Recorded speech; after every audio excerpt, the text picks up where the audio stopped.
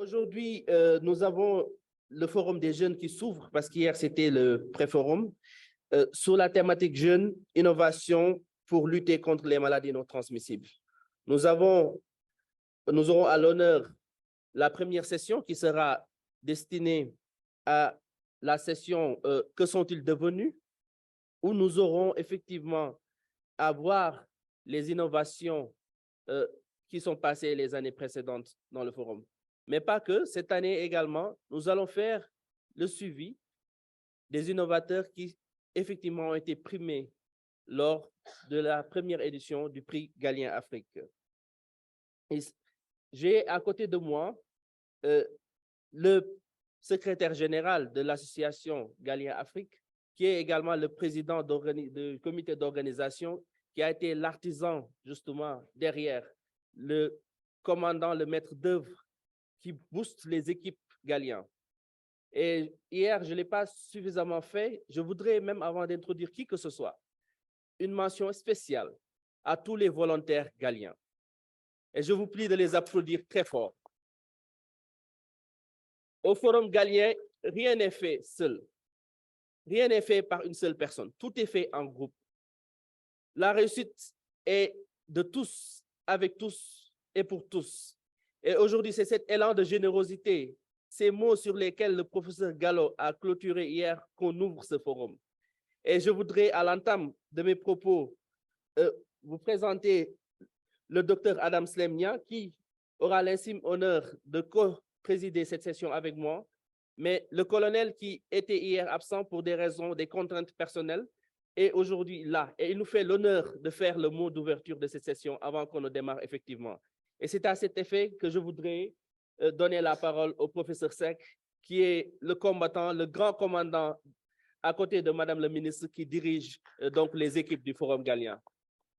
Colonel, vous avez la parole. Merci beaucoup, Massamba, pour ces mots aimables prononcés à mon endroit. Je voudrais, à l'entame de mes propos, réitérer mes salutations. D'abord à Madame le ministre d'État, le professeur Aomaï Kolsek, à Madame Oued Péchamaoui, un membre du jury du prix Galien, à nos maîtres qui sont là, le professeur Issa Diallo, le professeur Salif Sow et d'autres maîtres que, avec la pénombre que j'ai de la peine à les reconnaître. Mais je salue tous les collègues, mais je salue aussi de manière appuyée tous les étudiants, donc l'ensemble des participants qui sont dans cette salle, pour dire que nous accordons vraiment une place importante au sein du Forum Galien aux jeunes, puisque les jeunes constituent, n'est-ce pas, l'avenir de nos pays. La société africaine est constituée de près de 70% de jeunes et nous misons sur des jeunes de qualité. Puisque l'on a l'habitude de le dire, si on veut savoir comment demain sera nos pays, c'est aujourd'hui qu'il faudrait s'interroger comment est la jeunesse. C'est pour cela, vous qui êtes là, vous n'avez pas été choisis au hasard, puisqu'on a travaillé en parfaite intelligence avec vos doyens et vous êtes des étudiants méritants venant de la section soit de médecine, de pharmacie ou d'odontologie.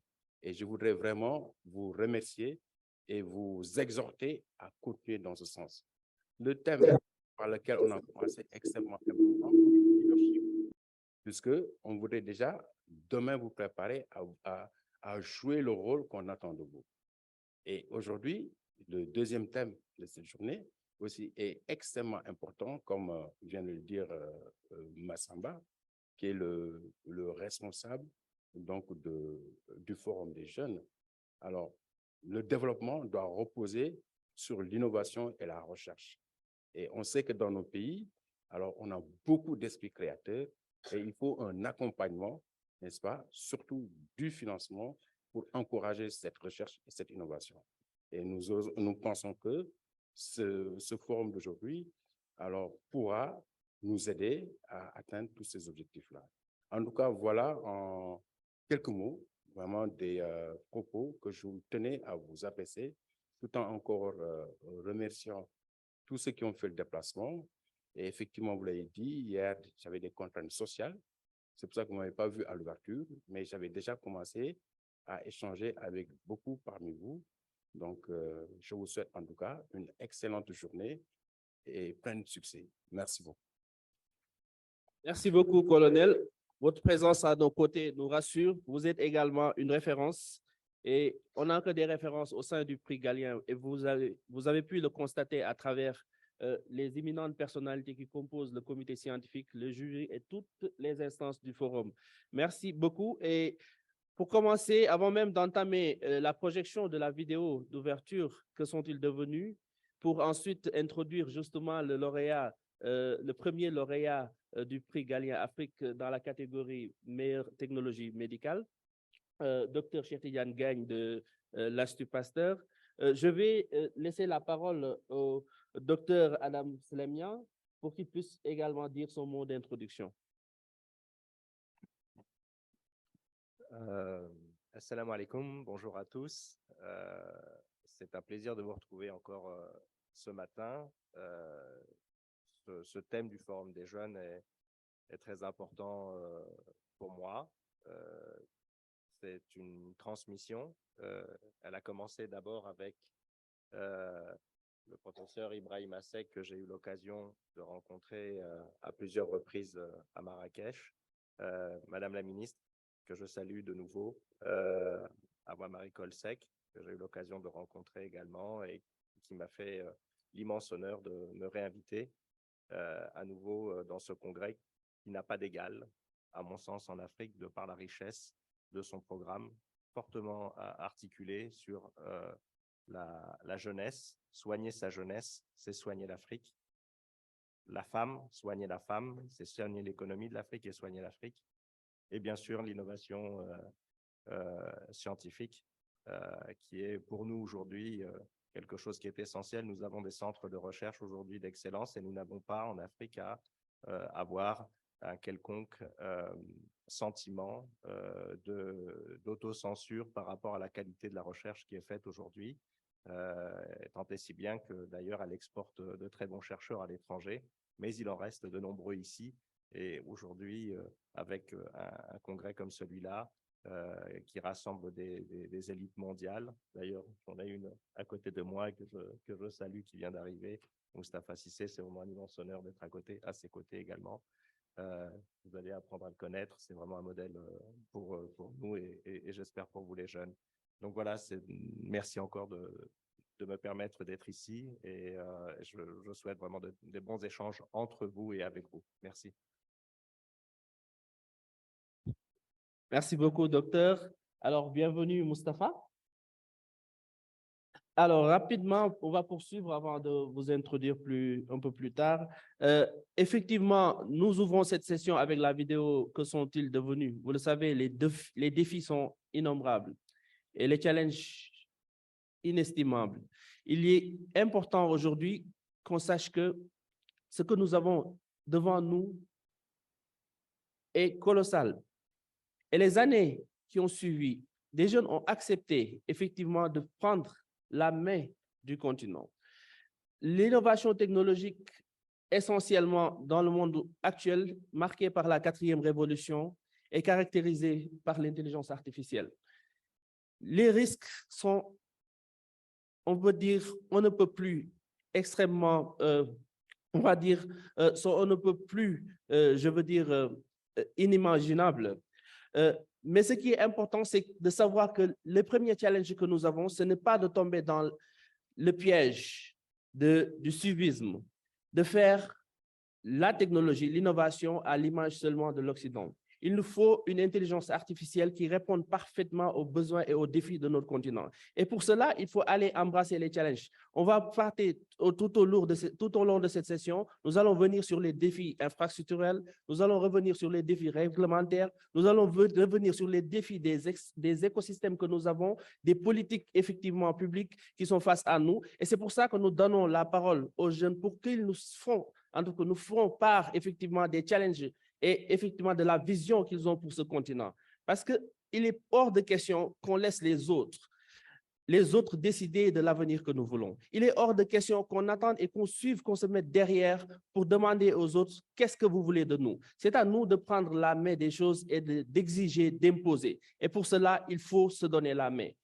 Et ceux qui ont accepté de se donner la main aujourd'hui ont intervenu et sont primés. Et je veux introduire la vidéo qui a été prise. Il y a énormément d'innovateurs qui ont pu participer aux différentes sessions des années précédentes. Mais pour des, justement, contraintes ou bien logistiques, on a voulu prendre des vidéos en présentiel et on l'a fait avec 2 Sénégalais qui sont là. Les témoignages des autres qui sont dans les autres pays suivront également. Donc, je vais introduire la première, en tout cas la vidéo, avec notre ami Ben Diop, donc, qui est le CEO de Sen Vital. Et ensuite, on va suivre la vidéo de Cheikh Tidiane Diagne pour ensuite ouvrir la session avec les discussions à proprement parler. Si la vidéo est prête, je vous prie de projeter, s'il vous plaît.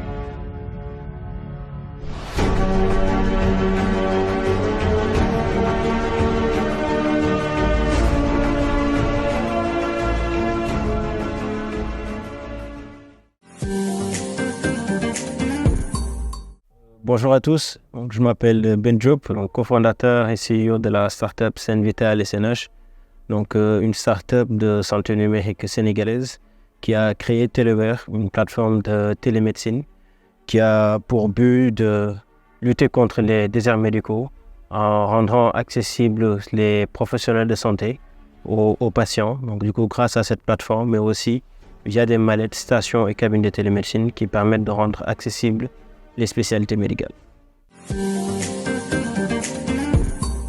Après avoir vécu des tragédies personnelles dues à un accès difficile aux professionnels de santé en cas d'urgence ou de routine médicale, nous avons décidé de créer la startup Sen Vital SNH, d'où la naissance de Teleware. Et Teleware provient du Wolof, donc du coup, télé comme télémédecine, Ware comme bonne santé, et Teleware incarne cette vision pour nous d'assurer une meilleure santé à tous via la technologie, notamment la télémédecine. Et c'est ainsi que nous avons décidé de mettre en place une plateforme de téléconsultation, prise de rendez-vous, téléconsultation, téléexpertise, mais aussi mettre à disposition des mallettes de télémédecine avec tout un dispositif qui permet de faire de la cardiologie à distance, la dermatologie à distance. Et ainsi, nous facilitons l'accès aux spécialités médicales et nous luttons contre les déserts médicaux.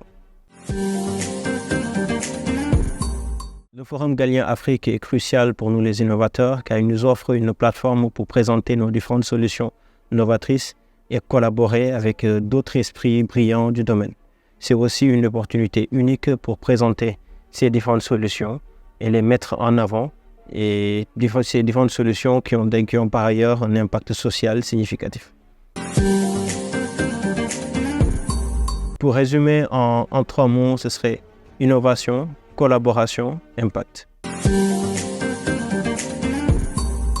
La rencontre avec les investisseurs du Forum Galien a été une opportunité enrichissante qui nous a permis de présenter notre solution pour susciter leur intérêt pour notre solution de télémédecine, mais aussi avoir leurs différents retours par rapport à leurs expériences dans le domaine. Cette rencontre a été très utile. Nous avons pu établir des contacts avec des investisseurs qui partageaient la même vision, c'est-à-dire celle de lutter contre les déserts médicaux et de faire de nos terres, donc du coup de nos pays, un pays où on peut accéder en professionnel de santé, accéder à des soins partout où on se trouve. Ainsi, nous avons eu par la suite des rencontres, notamment avec le professeur Gallo Diop, des rencontres avec le Grand Défi Challenge Canada, mais aussi d'autres investisseurs et d'autres passionnés de santé numérique qui nous ont permis d'enrichir nos connaissances, de partager notre vision et de voir comment affiner notre produit, d'acquérir de nouveaux parts de marché et aller lever des fonds. Donc, depuis la dernière session, Teleware a connu une avancée significative, notamment avec le déploiement de notre V2 de la mallette de télémédecine. On a pu avoir une unité de production locale pour pouvoir produire certains devices ici directement au Sénégal.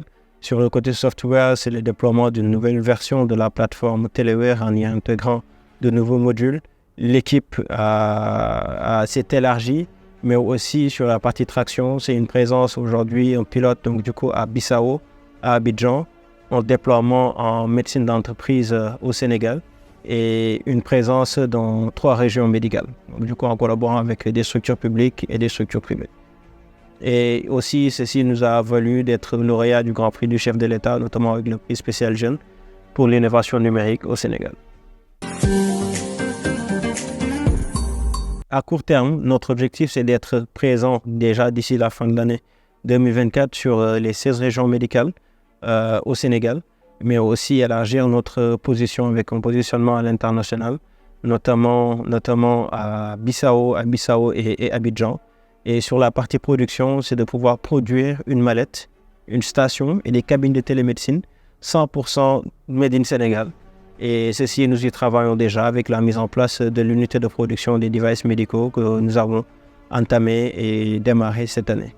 Et à long terme, c'est de se positionner en tant que leader de la télémédecine sur les 2 segments, que ce soit le software et le hardware, pour assurer une solution complète de bout en bout et garantir une bonne prise en charge pour nos patients. Nous recommandons d'organiser plusieurs sessions en amont, mais aussi après, plusieurs sessions de rencontres et de matching entre les investisseurs et les entrepreneurs, ce qui nous permettra de pouvoir avoir plus d'opportunités et de faciliter le suivi. N'ayez pas peur de rêver grand. Aujourd'hui, la technologie offre des opportunités immenses. On parle de l'intelligence artificielle, de la réalité virtuelle, la réalité augmentée. Toutes les conditions, en tout cas technologiques, sont réunies pour nous permettre de pouvoir développer des solutions grandes, innovantes, pour une Afrique saine où tout Africain pourra se soigner n'importe où et n'importe quand.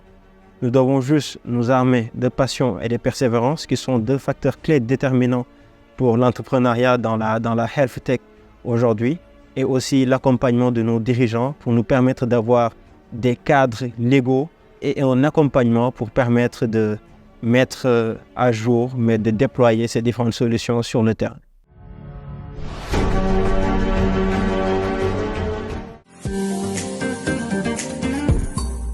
Bonjour, je m'appelle Cheikh Tidiane Diagne, je suis le responsable de l'unité Diatropix, qui est l'entité de l'Institut Pasteur de Dakar qui fabrique des tests de diagnostic rapide. Je suis l'heureux élu du premier prix Galien dans la catégorie de la meilleure technologie médicale. Diatropix est une entité qui a été créée en 2020, bien que les discussions pour sa création aient commencé en 2018. Elle a été créée par l'Institut Pasteur de Dakar, l'Institut de recherche et de développement, la Foundation for Innovative New Diagnostics et la Fondation Mérieux, dans le but de promouvoir l'accès au diagnostic pour les maladies tropicales et négligées dans les pays en voie de développement. Notre focus est principalement sur le continent africain. Nous travaillons en ce moment sur des tests Covid, mais également des tests pour rougeole, dengue, rubéole, Ebola et autres. Diatropix a vraiment été créé dans le but de décentraliser le diagnostic. Aujourd'hui, comme on a pu le voir durant la Covid, les tests étaient très centralisés dans des laboratoires au niveau des grandes villes pour effectuer la PCR, et l'arrivée des tests rapides ont permis de décentraliser le diagnostic et de rendre accessible le diagnostic à des populations vivant loin des grandes villes. Le but également de Diatropix, toujours dans l'accès, est de distribuer des tests de haute performance, de haute qualité et à moindre coût. Ce prix a été bien accueilli aussi bien sur le plan personnel qu'institutionnel. Il a permis de donner beaucoup de visibilité à Diatropix. Il a également permis de montrer au monde entier que l'Institut Pasteur de Dakar pouvait compétir en termes de qualité et de standards internationaux avec de grands groupes dans le domaine des technologies médicales. Le prix gagnant a également permis à l'Institut Pasteur de Dakar de montrer à ses différents investisseurs que leur investissement n'était pas vain, parce que le support des différents membres de Diatropix est intervenu à un moment de grande difficulté, comme on le sait, un moment de grande tension durant la COVID-19. À travers ce prix, l'Institut Pasteur de Dakar a réussi à mobiliser d'autres investissements, d'autres bailleurs pour supporter le développement d'autres technologies en dehors de celle de la Covid. On parle de la rougeole, on parle de la dengue, on parle de la rubéole, de la fièvre jaune et encore d'autres tests à venir. Le prix a également permis de mobiliser les équipes parce que le développement d'un test pour répondre aux standards internationaux dans le domaine du diagnostic médical n'est pas quelque chose de simple. Donc, beaucoup des équipes en dehors de celles de Diatropix ont vraiment réussi à travailler ensemble pour mettre en place ce test. Et également, le prix était une motivation, c'était une consécration des efforts fournis pour répondre aux besoins des populations africaines. Depuis la première édition du prix Galien aujourd'hui, Diatropix est en train de s'étendre. Aujourd'hui, on est en train de passer d'une capacité de production et de développement de 2 millions de tests par an à plus de 50 millions de tests par an à l'horizon dernier trimestre 2024. Aujourd'hui, les nouvelles capacités que l'Institut Pasteur de Dakar mettra en place à travers Diatropix permettra de répondre aux besoins des populations africaines sur des maladies qui nécessitent un grand volume de production de diagnostics, notamment l'HIV, le paludisme, etc. La nouvelle usine qui sera produite permettra de mieux se concentrer sur la production, tandis que l'usine actuelle permettra de faire de la recherche et développement pour se focaliser sur d'autres maladies.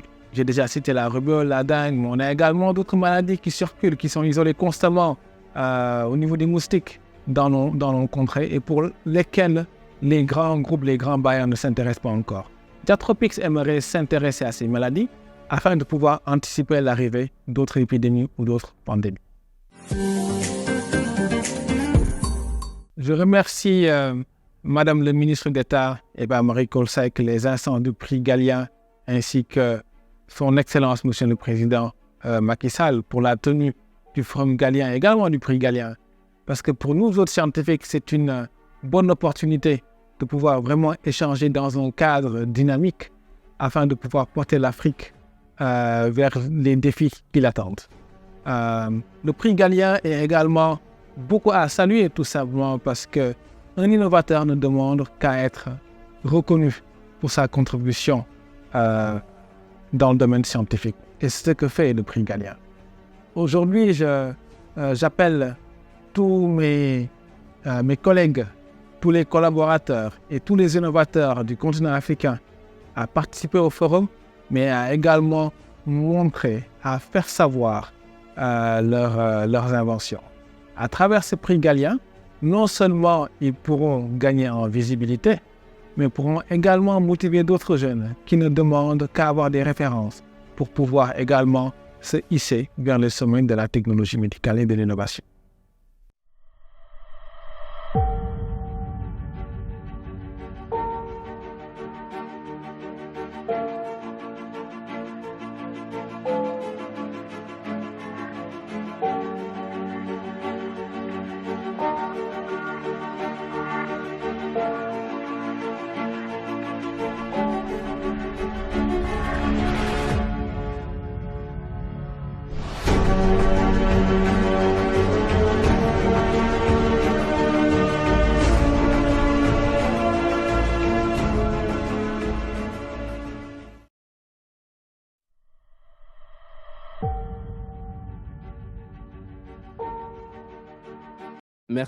Merci beaucoup, docteur.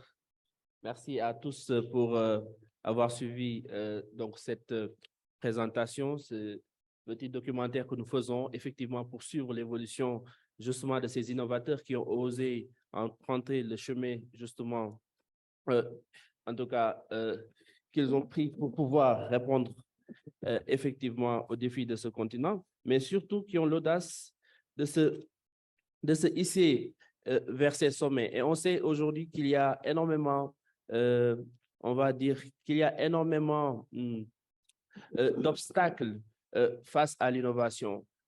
J'en ai discuté en coulisses avec certains innovateurs, ce qui fait qu'aujourd'hui, il y a beaucoup de jeunes ou de chercheurs dans les laboratoires, mais il y a énormément de défis avant que justement leurs innovations puissent être commercialisées. Et tout ça, ça constitue justement la vallée de la mort. Et pour toutes ces questions, je voudrais effectivement qu'on puisse échanger dessus. D'abord, dans un premier temps, je vais laisser le docteur Adam Slemnia nous dire son avis par rapport à la vidéo. Ensuite, on va redonner la parole justement au docteur Cheikh Tidiane Diagne pour qu'il revienne justement sur ces défis qu'on a pu évoquer. Merci, docteur. Oui, alors peut-être un message pour les jeunes. Donc, moi, je suis d'une autre génération et comme vous, bon, j'ai fait des études. Et donc, après mes études et mon postdoc aux États-Unis, à cette époque-là, le monde des startups n'était pas encore développé. Et donc, la seule voie pour moi, finalement, c'était à nouveau de repartir sur des bancs de fac et de préparer un MBA pour m'éduquer à ce qu'allait être le monde de l'entreprise. Je voulais, assez jeune, en fait, m'orienter vers l'entreprise. Mais il se trouve que j'avais quelques aptitudes scientifiques, donc je n'ai pas choisi cette voie au départ. Mais c'était un peu le passage obligé, parce qu'il n'y avait pas en fait cet écosystème qui préexistait. Aujourd'hui, les choses sont complètement différentes. Je dirais que c'est un plus de pouvoir passer par ce type de formation qui vont vous permettre d'avoir un réseau, de pouvoir effectivement acquérir vraiment des compétences fortes, mais ce n'est pas, si vous voulez, une condition absolue nécessaire. Là, aujourd'hui, de plus en plus, et je crois qu'il y a une session qui va être consacrée là-dessus, sur la création maintenant de ces incubateurs, de ces accélérateurs quand on est un peu plus mature, qui vous accompagnent, qui peuvent vous délivrer aussi un certain nombre de compétences qui sont nécessaires et utiles à la gestion de l'entreprise. Vous êtes de très bons scientifiques, vous êtes de très bons médecins. On est assez rarement équipés pour être de très bons gestionnaires. Or, il y a tout de suite une responsabilité qui est assez forte, c'est celle d'avoir à gérer son entreprise. Une autre, je termine par une petite anecdote. Après avoir créé une entreprise avec un ancien grand patron de l'industrie pharmaceutique en France, on crée une filiale en Algérie. Et à cette époque-là, il y a une grande société qui s'appelle Khalifa, qui a une banque et une compagnie d'assurance. Son dirigeant fait des choses qui sont peu répréhensibles aux yeux du gouvernement algérien. La banque est complètement arrêtée. Il se trouve que nous hébergions notre argent là-bas pour payer mes collaborateurs. J'avais une équipe de 15 personnes en Algérie. Donc, je dois descendre en Algérie et dire qu'on ne peut pas les payer. Et entre-temps, il faut changer de banque et c'est un pays où le système, à l'époque, il y a plus de 20 ans, était assez compliqué. Et au moment où j'arrive, il y a mes collaborateurs qui arrivent et j'ai une trentaine d'années. Et l'un arrive vers moi en disant « Oh Adam, je suis très heureux de te voir, je viens juste d'avoir un enfant. » Le deuxième, alors que c'était des visiteurs médicaux et pharmaceutiques, utilisaient leur voiture et on leur donnait une compensation financière chaque mois. Le deuxième vient me voir et me dit « Oh Adam, tu sais, je voudrais te montrer, je viens de m'acheter une nouvelle voiture pour pouvoir justement améliorer, etc. » Quand vous avez 30 ans, vous n'êtes pas préparé à ce genre, ou en tout cas, c'était ma première expérience dans le monde réel. Je sortais d'un labo, j'ai eu l'occasion de collaborer avec des équipes de quelqu'un qui est devenu prix Nobel, etc. Donc, tout allait bien sur le côté scientifique, mais je n'étais absolument pas préparé à gérer l'humain. Et je crois qu'il y a deux choses qui sont essentielles et que vous devez avoir à l'esprit, c'est que vous allez gérer de l'argent, il faudra bien le gérer, et de l'humain, il faudra bien le gérer parce que vos premiers collaborateurs, ce seront vraiment une ressource très précieuse. Merci. Et juste, je vais terminer avec ça. Quand on commence, et c'est souvent le cas, on n'a pas d'argent. Et ce qui va faire que vous allez bâtir votre équipe, c'est votre qualité de leadership. Et c'est pour ça qu'hier, on a commencé par le leadership. C'est très important. Ce n'est pas un sujet anecdotique, hein. C'est vraiment important. C'est votre capacité à mobiliser des collaborateurs et des collaboratrices autour de vous quand on n'a rien, quand souvent on a juste même une idée. Et d'aller embarquer des gens dans votre histoire et faire en sorte que vous allez construire une relation avec, si vous voulez, un avenir qui va être de se rémunérer sur des parts de l'entreprise, de se rémunérer sur des revenus à venir. Mais il va falloir embarquer ce monde-là et raconter une histoire qui se tient. Vous aurez difficilement la possibilité de le faire si ces collaborateurs sentent chez vous que vous n'êtes pas prêt, c'est que vous n'êtes pas capable de gérer une entreprise, que vous n'êtes pas capable de gérer l'humain. On verra que vous êtes très bon techniquement. Et je vais terminer vraiment par ce dernier propos. Il y a pour moi une maxime qui est très importante. C'est le Chief of Technology Officer de Uber qui avait dit ça à propos du recrutement, parce que c'est vraiment une phase qui est très importante. Vous êtes des esprits brillants. En général, on classe les gens, je n'aime pas trop les classements, mais en trois cas, hein, les esprits supérieurs de type A, les esprits moyens de type B et les esprits un peu moins limités, qui n'ont pas eu la chance soit de l'instruction ou quoi, qui sont catégorie C.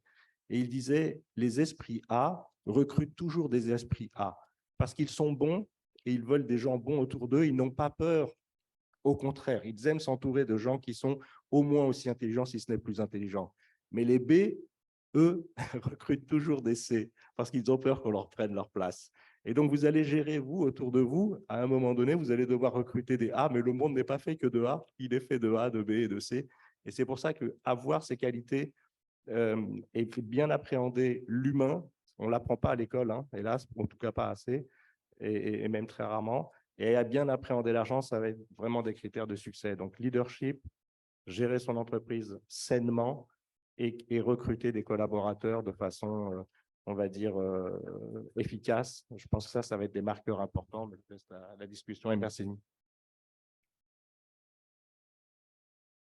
Merci beaucoup, docteur, pour ces préceptes évoqués qui sont très importants, notamment la gestion de l'humain, la gestion justement des équipes, la gestion financière et la capacité à faire preuve de leadership et de résilience en tout état de cause pour pouvoir avancer et développer son entreprise. Alors, je voudrais donner la parole effectivement à Dr Chertidiane. Dr Chertidiane, est-ce que vous êtes là? Bonjour, oui, je suis bien là, Papa Massamba. Est-ce que vous m'entendez? Voilà. Alors, cher Didiane, je vous ai interpellé effectivement par rapport aux défis auxquels vous faites face et justement à l'appel à l'action qui nous interpelle surtout, que vous faites à vos camarades ou vos collègues jeunes innovateurs africains et effectivement aux autorités qui vous entendent. Merci. Ok, très bien, Papa Massamba. Et merci de votre support durant ces derniers jours. Je remercie encore à nouveau donc, le ministre d'État, professeur Iba Marie-Coll Seck, et surtout mes honorables anciens, les colonels professeur Seck et professeur Gallo Diop. J'aurais aimé être, donc, participer à l'événement en étant sur place à Dakar, mais malheureusement pour des contraintes, donc je suis aujourd'hui sur Zoom. Pour revenir sur les challenges, en fait, je pense que nous, le premier challenge auquel on est exposé, c'est un challenge donc, de viabilité financière. Tout simplement parce que, comme on le sait, l'Afrique dépense en termes de santé par habitant 30 fois moins que les pays développés. Aujourd'hui, on parle selon les Nations Unies, entre 8 et 125 $ par personne et par an. Et pourtant, en fait, lorsqu'on regarde la déclaration d'Abuja en 2001, les pays de l'Union africaine s'étaient engagés à dépenser par année au moins 15% de leur PIB dans le domaine sanitaire. Mais aujourd'hui, malheureusement, très peu de pays ont atteint ce niveau-là. Donc, le challenge principal pour nous, c'est comment aujourd'hui, dans un contexte tendu financièrement, peut-on avoir un modèle financier qui permet de répondre aux besoins des populations tout en assurant la viabilité financière donc, de la structure. Donc, la première chance qu'on a, c'est vraiment d'être au sein de l'Institut Pasteur de Dakar, parce que Diatropic, c'est une entité de l'Institut Pasteur de Dakar. Et étant une fondation à but non lucratif aujourd'hui, on n'est pas contraint à générer donc, de la marge importante, ou même à générer de la marge tant que nous répondons à la mission de santé publique. Par contre, cela ne veut pas dire qu'il faut faire de l'argent non plus. Donc, on a un business model qui est vraiment basé sur le prix coûtant. Et aujourd'hui, pour ce faire, on a beaucoup de membres qui nous financent. Donc, c'est la première contrainte, en fait, je dirais, à laquelle on est exposé. Une autre contrainte, en fait, qui est non négligeable et dont on a parlé tout à l'heure, c'est vraiment l'accès à une formation de qualité. Aujourd'hui, donc, on a des jeunes qui sont très motivés et qui débordent d'énergie. Comme je dis souvent dans mon équipe, je suis persuadé que je ne suis pas la personne la plus intelligente. Toujours, je vois des jeunes qui sont beaucoup plus intelligents que moi. La seule chance que j'ai eue, c'est la chance donc d'avoir vécu avant eux, comme je l'ai dit. Par contre, souvent, ces jeunes ont besoin d'être accompagnés, comme moi, j'ai été accompagné par mes anciens et par le docteur Amélie Fassal. Je pense qu'il faut investir dans leur formation, même s'ils sont bien formés au niveau des universités, au niveau des unités, etc. La science, comme on le sait, c'est une science c'est une science qui bouge, c'est une science qui évolue. Donc, il faut beaucoup les exposer afin qu'ils puissent accompagner vraiment donc l'évolution également de la structure. Donc, ça, c'est un second défi. C'est un défi tout simplement parce qu'il faut bien investir dans le recrutement, investir dans la formation, mais également savoir à quoi exactement les exposer afin qu'ils puissent avoir de l'impact dans ce que nous faisons. Un autre défi, je pense, donc c'est un défi réglementaire. Réglementaire, bon, d'abord R&D, recherche et développement, et ensuite réglementaire. Le défi de R&D, comme l'a dit tout à l'heure le professeur Seck, c'est que nous ne finançons pas assez la recherche. Et pourtant, toujours selon l'Union africaine, en 2006, ces pays membres s'étaient engagés à dépenser au moins 1% de leur PIB dans la recherche et développement. Malheureusement, en 2019, on a constaté que ce chiffre était à 0,42%, alors que le pourcentage mondial était à 1,7%. Donc, qu'est-ce que cela veut dire? Cela veut dire que l'Afrique n'investit pas beaucoup dans la recherche et développement, alors qu'il faut de la recherche et développement pour créer des technologies, et sans technologie, on ne peut pas produire le produit de la santé. Donc, c'est un serpent qui se mord la queue. Et l'autre conséquence, comme on l'a vu durant la COVID, c'est lorsqu'il y a une urgence sanitaire. La technologie souvent dont on a besoin pour fabriquer des solutions de santé ne vient pas forcément du continent à cause de ces faibles investissements dans la recherche et développement. Et aujourd'hui, c'est quelque chose que Jatropix et d'autres structures sont vraiment en train de solutionner en investissant dans la formation, comme on l'a dit, comme je l'ai dit tout à l'heure, mais également en collaborant afin de faire du transfert de technologies nord-sud, mais surtout aussi de façon très importante sud-sud. Parce qu'il y a du savoir-faire ici, il faut juste un boost pour pouvoir le transformer en produit de la santé. Et enfin, donc, une barrière réglementaire. Il ne suffit pas d'avoir un bon produit pour pouvoir commercialiser ce produit et surtout faire adopter ce produit par les populations. Et là, je pense encore, comme vous l'avez dit tout à l'heure, par Massamba, donc on est toujours dans la vallée de la mort. Non seulement il y a une première vallée en termes de recherche et développement, une seconde sur la formation, l'accès à un personnel de qualité. Pour pouvoir faire un produit, une fois qu'on a ce produit-là, qu'est-ce qu'on en fait? Aujourd'hui, quand on diagnostique, c'est pour générer de l'information, mais cette information doit être utilisable. C'est de l'information pour de l'action. Et pour ce faire, il faut travailler beaucoup avec les autorités réglementaires, entre autres. Et aujourd'hui, lorsqu'on regarde l'Afrique, le secteur réglementaire est très fragmenté. Pour des contraintes financières, c'est difficile de faire approuver un produit dans chaque pays de l'Union africaine. Je pense qu'il y en a 54, si je ne me trompe pas. C'est extrêmement difficile, c'est très coûteux, etc. Donc, on a besoin d'une harmonisation du contexte réglementaire. Aujourd'hui, donc, on a l'Association africaine de médecine, qui est une branche de l'Union africaine qui travaille sur ces thématiques-là. Mais on est encore loin de ce qui se fait dans les pays occidentaux.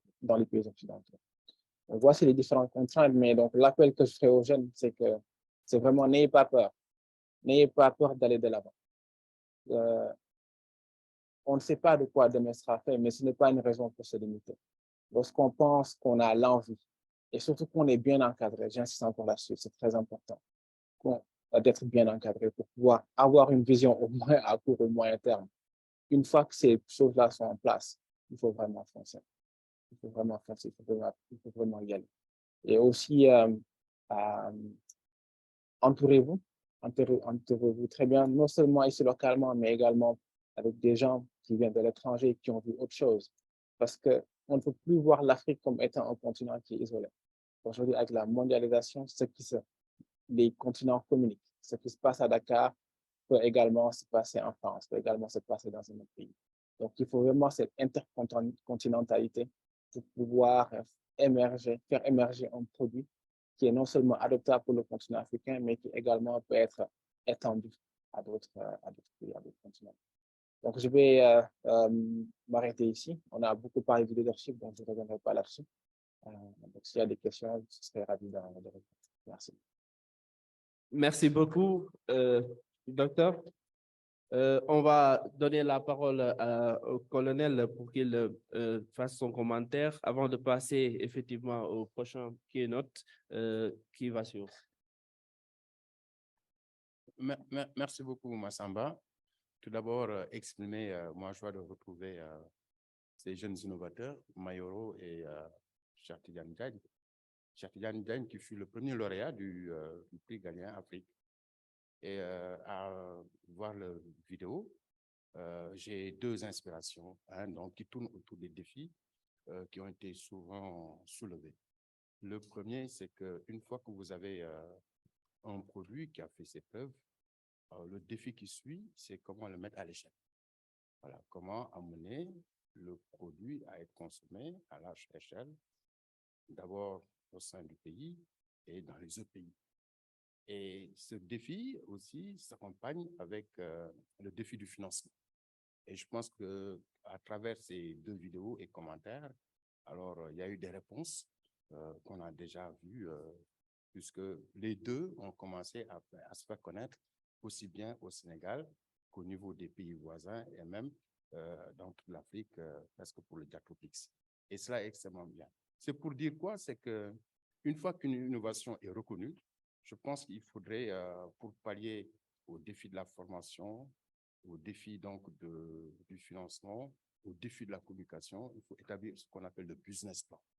Cela est extrêmement important, qui doit accompagner vraiment la promotion donc, du produit à une grande échelle.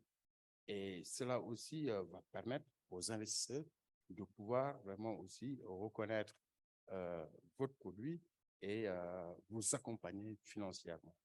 Puisqu'on l'a dit, c'est dommage, il a même relevé, même si l'Union africaine avait préconisé pour que l'on mette 1% du PIB dans la recherche, mais force est de connaître aujourd'hui que la recherche est vraiment sous-financée.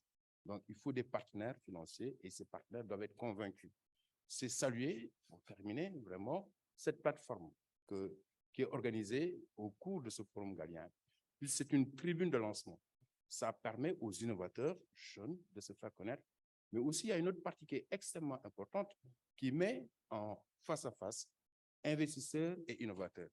Puisqu'il y a des investisseurs qui ont de l'argent, qui veulent accompagner les innovateurs, mais généralement, les innovateurs ne sont pas au courant de cela. Il y a des innovateurs qui sont ici, qui ont mis au point des innovations et qui veulent être accompagnés, mais malheureusement, ils ne connaissent pas les investisseurs. Et donc, vraiment, je salue vraiment cette tribune qu'ici, au niveau du Forum Galien, qu'on a rendu possible en mettant en vis-à-vis innovateurs et investisseurs. Et cela peut être une source d'encouragement. Voilà, merci beaucoup. Merci beaucoup et on va sans plus tarder passer à notre keynote sur l'innovation sociale. Pourquoi? Parce qu'effectivement, on se concentre énormément sur l'innovation technologique, alors que toute innovation commence par le bas. Tout commence par l'humain. Et d'ailleurs, en termes d'innovation, on identifie trois axes. On identifie les personnes, on identifie les process et on identifie effectivement les technologies. Et la base, lorsque vous avez vu les crises qui sont passées les années précédentes, notamment à la COVID-19, vous avez vu que nos sociétés ont fait preuve de beaucoup de résilience.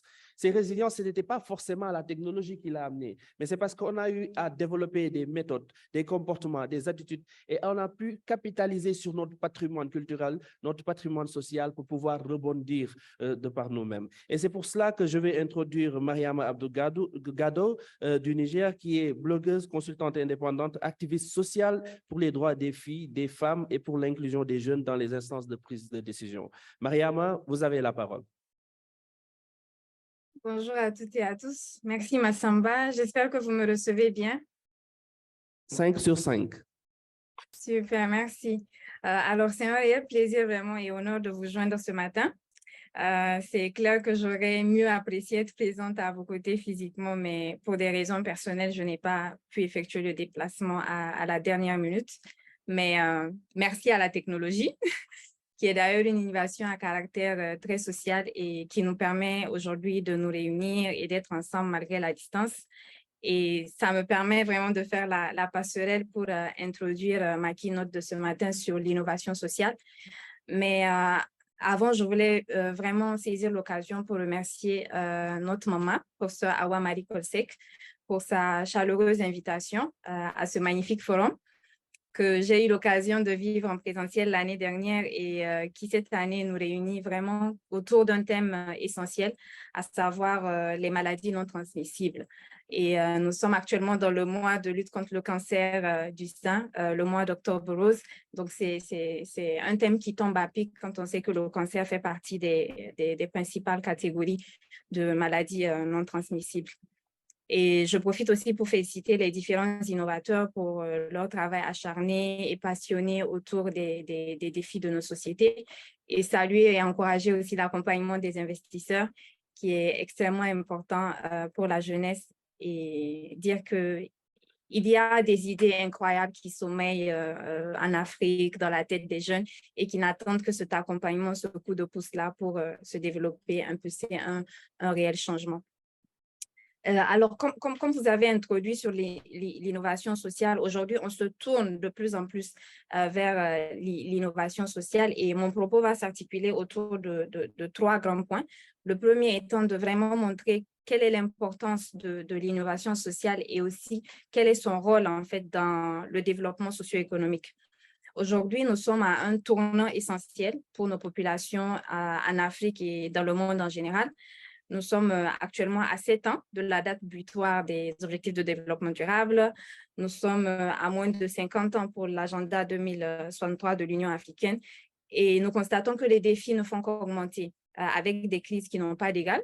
Vous avez parlé de la COVID-19 qui nous a montré que notre écosystème n'était pas assez durable et qu'il fallait faire preuve de résilience et qu'il fallait aussi améliorer ce que nous sommes en train de faire. C'est pourquoi il est vraiment important à ce moment où nous sommes d'identifier des leviers qui peuvent nous permettre d'accélérer la marche et l'innovation sociale est un des leviers clés aujourd'hui si nous voulons aller vers un développement socio-économique durable.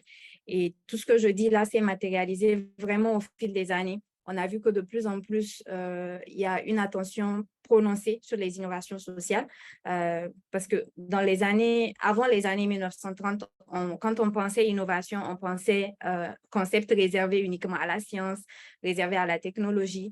Mais au fil des années, on a vu l'innovation sociale s'investir dans l'économie et la gestion.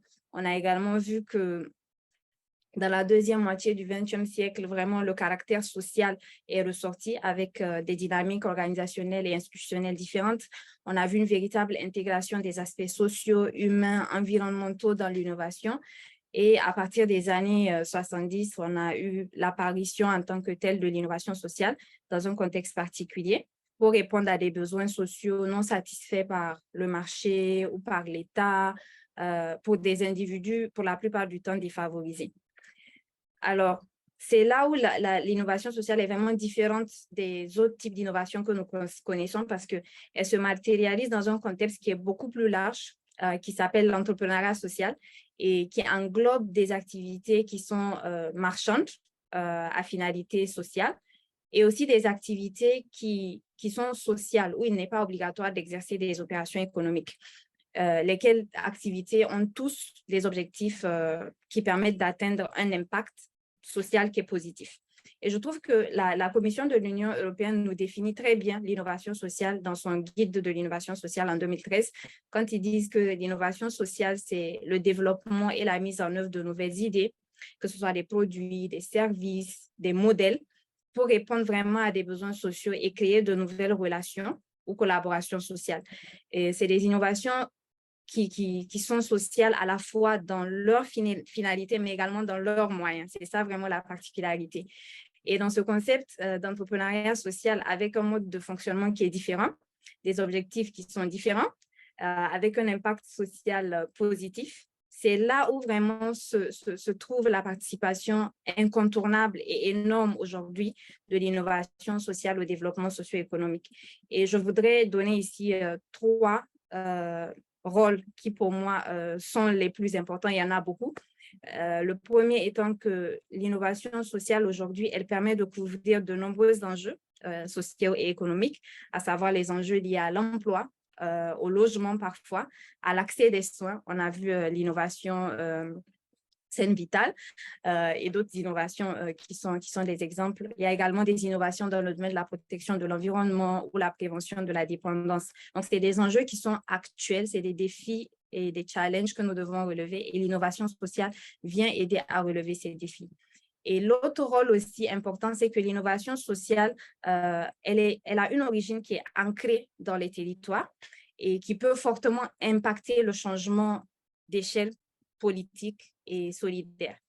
L'innovation, c'est le fruit comme vous disiez, d'une intelligence collective, locale. On identifie les personnes. C'est vraiment le produit d'une collaboration entre plusieurs personnes au niveau local. Et elle répond généralement à des problématiques qui sont des problématiques à signaux faibles. C'est-à-dire, ce sont des problématiques que l'on ne repère pas immédiatement, que l'on ne voit que sur le terrain, dont souvent nos politiques publiques sont très éloignées. Et c'est là où cela intervient pour éveiller vraiment la vigilance et apporter des solutions qui peuvent être mises à l'échelle et avoir un impact beaucoup plus large. Donc, c'est vraiment développer cela pour répondre à des problèmes sociétaux, procéder à une co-construction avec les porteurs de solutions, les personnes qui sont accompagnées ou ciblées et aussi les pouvoirs publics. Donc, c'est vraiment une collaboration qui crée un réseau qui profite à tout le monde pour changer vraiment la façon dont nous répondons aux problèmes sociaux et la façon dont nous établissons nos politiques et stratégies publiques. Donc, ça devient une affaire de tout le monde et ça favorise une meilleure appréhension des problèmes et la création de solutions plus durables. Et le dernier point que je voulais évoquer en termes de rôle de l'innovation sociale, c'est vraiment que les innovations sociales ont cette particularité d'être des solutions qui sont le plus souvent libres de droit, c'est-à-dire qu'elles ont l'avantage, contrairement aux innovations technologiques, de ne pas souvent être brevetées, protégées. Donc, lorsque l'efficacité de l'innovation sociale se démontre, cette innovation sociale ne demande qu'à être partagée, dupliquée dans un objectif de maximisation d'impact. C'est là où elle renforce vraiment la démocratie locale et elle inspire les politiques publiques de demain et aussi les nouveaux entrepreneurs. Quand on voit une réussite et qu'on s'inspire de cela pour avoir une meilleure idée ou un meilleur impact, c'est toujours utile pour nos communautés. Mais vous conviendrez avec moi, et je pense que Tidiane a commencé à l'évoquer, il y a énormément de défis autour de l'innovation sociale. C'est bien beau quand on parle de l'innovation sociale, mais il y a énormément de défis. Moi, c'est un domaine que j'ai embrassé en 2018, donc maintenant 5 ans. Et j'ai beaucoup appris vraiment au fil des années. Je me suis beaucoup adaptée. C'est un domaine qui est très challengeant parce que l'écosystème n'est pas favorable. Et je voudrais ici donner 3 principaux défis auxquels moi j'ai été personnellement confrontée quand j'ai commencé à développer mon application sur l'offre de services de santé numérique. Le premier problème, et Tidiane l'a si bien dit, c'est la viabilité financière. La viabilité financière, je l'ai vécue sur 2 aspects. Le premier étant que le démarrage est le plus souvent sur fonds personnels et on n'a pas souvent toutes les ressources qu'il faut pour pouvoir avoir le produit que nous voulons en fait. Donc là, il faut aller vers la recherche de partenaires, il faut les convaincre, c'est quelque chose de nouveau, ils ne voient pas forcément l'impact, ils ne sont pas sûrs, ils ne veulent pas investir. C'est énormément de va-et-vient et c'est très facile de se décourager. Et par la suite aussi, ce sont des solutions qui n'ont pas pour but de générer énormément de richesses, mais qui doivent être viables parce que ce sont des entreprises sociales. Il faut payer des salaires, il faut faire fonctionner les choses, il faut développer l'initiative et la faire avancer dans le temps. On ne peut pas stagner. Donc, il y a vraiment ce défi-là qui est là de la génération de revenus. Et l'autre défi auquel on est confronté en tant qu'innovateur social, parce que la plupart des innovations font appel à la technologie, c'est la connectivité. Dans nos pays, malheureusement, la connectivité nous ralentit. elle réduit notre champ d'impact et souvent, elle nous impose de limiter les solutions que nous proposons parce qu'il n'y a pas un bon accès à la connexion Internet. Et le troisième défi, c'est vraiment l'absence d'exemple de réussite. Je pense qu'on n'arrive pas à faire cette connexion entre les différents innovateurs sociaux. On ne documente pas les success stories. Et pour moi, ça a été un parcours d'apprentissage personnel. J'ai dû apprendre de moi-même énormément de cours, énormément de recherches, etc. Alors que des cadres comme ça, comme le cadre Forum Galien, qui nous permettent de voir un peu ce que les autres font, d'échanger, de se connecter, ça aurait été beaucoup plus facile pour moi au départ et ça aurait peut-être donné plus d'impact à ce que je faisais à l'époque. Donc, c'est quelque chose qui peut facilement décourager les innovateurs et je pense que ça rentre dans ce que je disais, l'absence d'un écosystème favorable à l'émergence des innovations sociales. Et pour ça, il faut vraiment des mesures qui sont politiques, législatives, budgétaires, fiscales.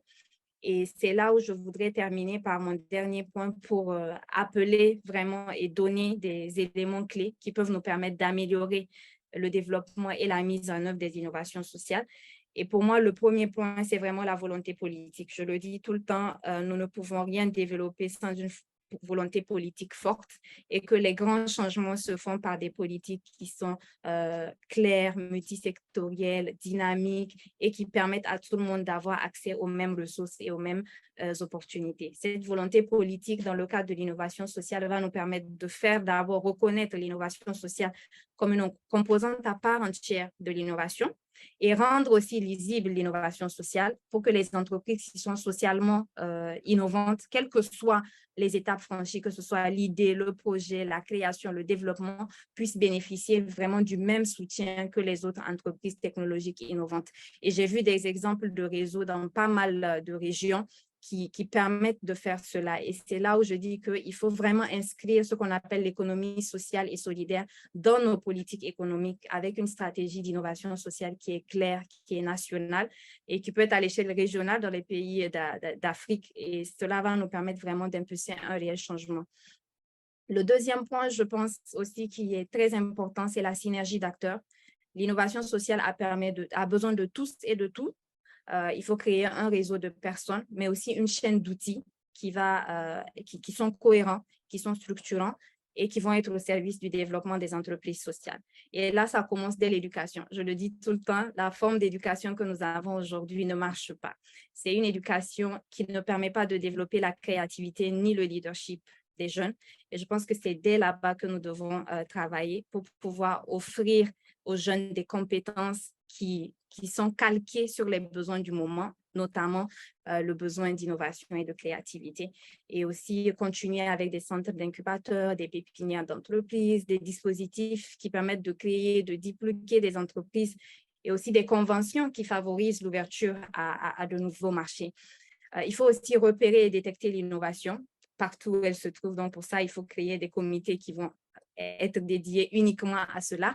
Il faut aussi faciliter le diagnostic et organiser l'accompagnement, autant technique que financier. Les entreprises sociales sont différentes les unes des autres et elles ont besoin d'un accompagnement spécifique et particulier avec un suivi vraiment régulier. L'autre point aussi que je voudrais mettre en exergue, c'est vraiment aussi la capitalisation et la valorisation. Je parlais d'absence d'exemple de réussite.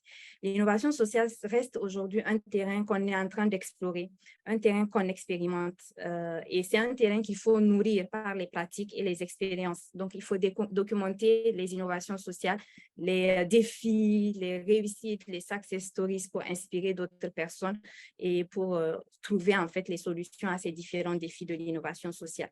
Et en dernier lieu, évaluer l'impact, bien sûr, et impulser la mise à l'échelle. Donc, c'est vraiment quelques recommandations d'une apprentie innovatrice sociale, si je veux dire, parce que je n'arrête pas d'apprendre. Et c'est un domaine où il faut toujours apprendre. Et je voudrais vraiment terminer pour dire que l'innovation sociale, c'est vraiment l'alliance entre la créativité, la recherche, le marketing, l'instinct, l'imagination, le courage. Ça demande beaucoup de choses, vous voyez. Et c'est vraiment un domaine dans lequel les gens se révèlent de plus en plus forts. Et je voudrais vraiment mettre en exergue l'importance de miser sur la jeunesse.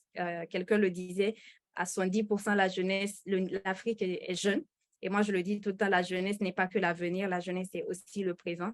Et c'est extrêmement important de nous appuyer en ce sens pour nous pousser à la créativité, au dépassement de nos limites, pour pouvoir offrir au monde ce qu'il y a de plus beau et d'utile, comme je dis toujours, des solutions qui sont au service du changement. Donc, je vous remercie pour cette opportunité de partager mon opinion sur l'innovation sociale et je serai heureuse de recueillir les différentes questions ou remarques. Merci beaucoup. Merci beaucoup, Mariam, pour justement cette intervention assez holistique. Hein, et effectivement, et ce qui me plaît bien, c'est là où vous avez terminé sur l'appel à l'action faite justement à l'attention de la jeunesse, mais également à l'attention de l'écosystème des entrepreneurs sociaux. Les business models justement traditionnels, effectivement, qui visent à la rentabilisation à un moment donné, est en train en tout cas de montrer ses limites. Il est important aujourd'hui qu'on se ressente sur l'humain, qu'on se ressente sur l'impact et qu'on puisse mobiliser toutes nos capacités pour mettre à profit l'intelligence collective pour résoudre les problématiques de nos sociétés. Alors, Adam, est-ce que vous avez un commentaire rapidement à faire avant qu'on ne passe au dernier keynote? Bon, je crois que c'est un grand sujet, l'innovation sociale. Alors effectivement, vraiment, c'est quelque chose qui a du sens pour nous. Par définition, nos cultures sont sociales et solidaires. Je crois que c'est l'ADN de l'Afrique. Ça l'est peut-être moins ailleurs et c'est pour ça qu'on en a fait un concept. Chez nous, il est au quotidien. Là où je voulais rebondir aussi sur un sujet peut-être par rapport à la jeunesse, hein, pas directement sur le propos de Mariama, mais sur la jeunesse. Je vais être volontairement provoquant. Est-ce que 700 millions d'Européens, c'est la même chose que 700 millions d'Africains? Non. Pourquoi? Parce que vous avez une structure d'âge et de population qui est complètement différente. 700 millions d'Africains avec 70% de jeunes, c'est un pouvoir cognitif, c'est un surplus cognitif de stock de neurones qui est supérieur aux 700 millions d'Européens. Donc, que les choses soient bien claires ici. Pourquoi l'Afrique, c'est le continent de l'innovation? C'est parce qu'on a des jeunes qui ont un stock cognitif. Vous savez que le nombre de connexions et de neurones diminue avec l'âge. Et donc, si vous avez statistiquement une population qui est plus âgée quelque part, elle a statistiquement moins de neurones que l'autre population qui est plus jeune. Voilà pourquoi on ne doit pas faire d'autocensure. Et voilà pourquoi on doit clamer haut et fort que l'Afrique est et sera le continent de l'innovation. Parce que cette innovation, quand bien même toutes les technologies que nous ayons, elle naît toujours du cerveau biologique d'un humain, d'un homme et d'une femme derrière. Et ce stock-là cognitif, il est en Afrique aujourd'hui. Bien sûr, il intéresse beaucoup de puissances à l'extérieur. On essaie d'attirer les bons cerveaux, de les faire venir. Mais aujourd'hui, c'est un état de fait. Vous, les jeunes, vous détenez une richesse, d'accord, qui est une richesse absolue, qui est celle aujourd'hui du neurone. D'accord? On parle beaucoup de la data, mais aujourd'hui, la richesse qui est détenue en Afrique, elle est dans son sous-sol pour certains, mais elle est au-dessus du sol et elle est dans vos cerveaux. Ça, ne l'oubliez pas. Mais elle n'a de valeur que si elle est collective. Chacun dans son sens, dans son coin, ne peut pas se faire. C'est pour ça que la constitution de réseau, et Mariama comment dire, son propos était intéressant sur la question politique. La constitution de réseaux, de centres d'accélération, d'incubateurs qui vont vous accompagner dans les premières étapes et ensuite des accélérateurs. Donc, on passe de la start-up à ce qu'on appelle la scale-up qui va grandir et qui va aller à l'international. D'accord? Donc, ces hubs d'innovation sont quelque chose de très important pour les innovations que vous allez porter. Alors, vous allez devenir des médecins, vous allez devenir des pharmaciens, vous allez devenir des dentistes, d'accord? Mais à un moment donné, rien ne vous empêchera de devenir vous-même des entrepreneurs ou d'aller échanger avec ces entrepreneurs. Et ça, il vaudra mieux le faire. C'est toujours vous augmentez vos chances de succès en le faisant à plusieurs que de le faire de façon isolée. Ça, c'est vraiment important. Pour moi, et je termine avec ça, s'il y a quelque chose de social et solidaire dans ça, indépendamment du secteur, c'est vraiment garder vraiment à l'esprit que cette scène qui est là aujourd'hui, qui réunit plus d'une dizaine de pays aujourd'hui, elle est pour vous une fantastique opportunité de créer vos réseaux, de commencer à échanger sur ce qui se fera dans 1 an, 2 ans, 3 ans. Une très courte encore anecdote. J'étais en classe de 4e, j'ai été choisi dans mon collège, on était 2 pour l'introduction de l'informatique. L'ordinateur, c'était 1 cas de mémoire, c'est-à-dire je ne sais pas combien de fois moins que ce téléphone. Et quelques années plus tard, aujourd'hui, je me retrouve à parler d'Internet et santé. En terminale, je courais un peu, ça ne se voit pas, mais ça ne se voit plus maintenant. J'ai choisi une option, on était très peu en France à la faire, qui s'appelait technique de l'alimentation de la tête. J'ai choisi de faire nutrition à la fin et de faire physiologie de la nutrition. Vous êtes en train de semer des graines dans votre parcours et à un moment donné, ces choses vont se boucler. Aujourd'hui, vous êtes probablement au démarrage d'une boucle. Constituer un groupe, constituer une force, échanger. Vous verrez que dans quelques années, vous verrez que comment cette boucle va se fermer et va être l'opportunité d'une nouvelle boucle. Voilà ce que je voulais vous dire en quelques mots. Merci. Merci beaucoup, Dr. Adam. Je pense que les propos ont été bien entendus. Il faudra maintenant que nous sachions que nous sommes tous justement des relais. Et ce qui vient d'être dit précédemment par rapport à l'innovation sociale va se rapporter à une opportunité. Vous avez parlé tantôt de justement de 70%, on va dire, de ressources, 70% d'opportunités. Parce que la plus grande ressource de l'Afrique, ce n'est pas les mines d'or, ce n'est pas le pétrole, ce n'est pas le gaz. La ressource d'Afrique, c'est sa jeunesse. Parce que c'est cette jeunesse qui crée, c'est cette jeunesse qui construit, c'est cette jeunesse qui bâtit, et c'est cette jeunesse qui aussi vit les plus grands challenges de notre continent. Et ce qui m'intéresse et ce qui me plaît, et c'est pour ça que j'ai beaucoup de plaisir à recevoir Moustapha ici, qui effectivement a dirigé le premier centre en intelligence artificielle en Afrique pour Google et qui a eu un long parcours jusque-là et qui aujourd'hui accepte aussi d'aller de l'avant, qui accepte de s'investir aujourd'hui sur les questions de santé pour créer une plateforme qui connecte justement les innovations en santé. Et c'est pour ça qu'aujourd'hui, j'ai beaucoup de plaisir à lui donner la parole parce que c'est une opportunité. On a parlé d'innovation sociale, on a parlé de technologie, on a parlé d'intelligence collective. Et cette 4e révolution aujourd'hui, c'est la révolution de l'intelligence collective parce que tout le monde le dit. La problématique de la propriété, on en parle aujourd'hui et tout. Et on a des modèles d'intelligence artificielle qui aujourd'hui sont génératifs et qui intègrent énormément de choses. On a vu récemment le biais qui a été fait sur ChatGPT, justement pour demander à un moment donné de se poser, parce que tellement de possibilités ont été mises en avant. Et je pense que je vous donne la parole aujourd'hui pour revenir justement sur tout cela, sur votre parcours dans un premier temps, mais également sur les challenges et les défis des innovations technologiques et essentiellement l'intelligence artificielle en santé en Afrique. Moustapha, vous avez la parole. Merci beaucoup. Je vais commencer d'abord par vous remercier pour l'invitation et puis remercier le professeur pour l'organisation de ce forum. Les forums et les occasions de discussion entre innovateurs, scientifiques et entrepreneurs ne sont pas légion en Afrique et je pense que celui-ci est particulièrement important du fait du sujet qu'il traite, c'est-à-dire la santé. Qui nous lie tous après tout. Donc, félicitations pour cela et c'est un honneur pour moi d'être ici aujourd'hui avec vous.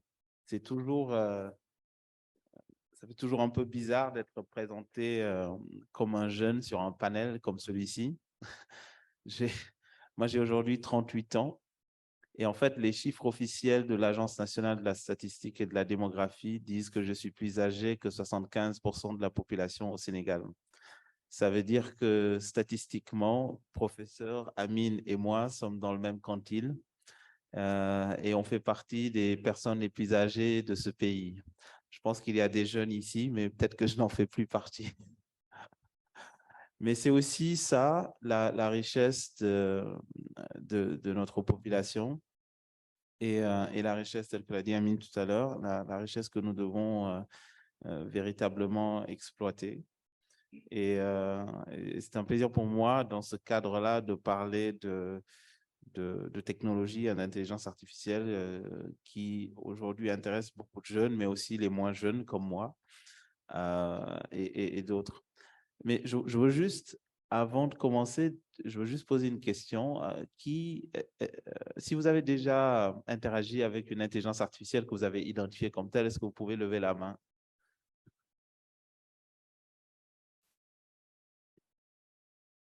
OK. C'est comment? Voilà, comme moi. Non, en fait, je pose la question parce qu'il y a 2 ans, dans des occasions comme celle-ci, lorsque je posais la question, très peu de personnes levaient la main.